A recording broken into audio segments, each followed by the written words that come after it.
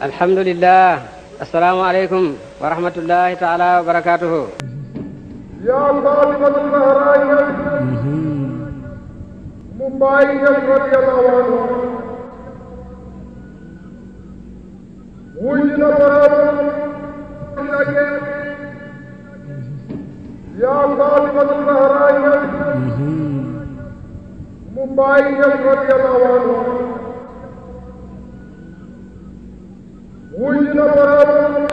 taalibe yi mbokki Medina maa ngi jiital xalifa bi di ko nuyu bu baax a baax di ko jaare li nga xam ne ñoo ko bokk ñun ñëpp ku nekk mën ko jaare sa morom ndax moom ñëpp dafa nekkaloon te ba muy man di doxal tànkam def na ci lim man bi mu demee ba tëdd itam taxu mu bàyyi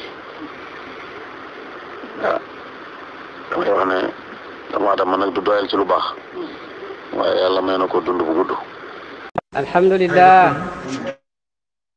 man taala umruhu wa xasan amal ku gën ci yéen mooy ki gudd fan ba pare jëfam baax te Sayida Zahra mooy yaay ñëpp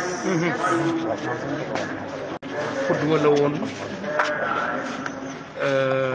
roykaay ci baax ak ci def lu baax ci jub ak ci jubal ci jàng alquran ci di wàcce kaamil bi ak aju mu ju jot ci di julli ak mbooloo mi ci di wasifa ak mbooloo mi tey damm bu mag am na fii ci Medina.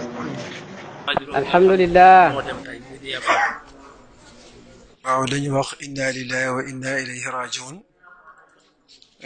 ñàkk nañ tey maam ju baax ndax su ma ne maam man mi son bopp ci kër gi la suma yaay yaroo man mi son bopp ci kër gi laa juddoo ci néegam laa juddoo fii laa nekk ba am juróomi at suma yaay génn àddina ci laa door a dem kër baay ci sama maam. Alhamdulillah.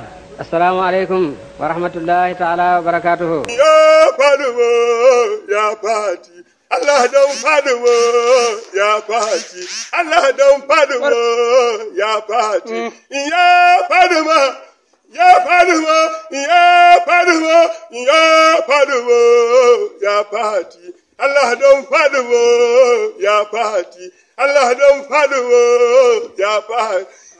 Alhamdulillah. Assalamualaikum warahmatullahi taala wabarakatuh. Ya Fatimatu Zahra Mumbai radhiyallahu anhu wujud lagi Ya Fatimatu Zahra Mumbai radhiyallahu anhu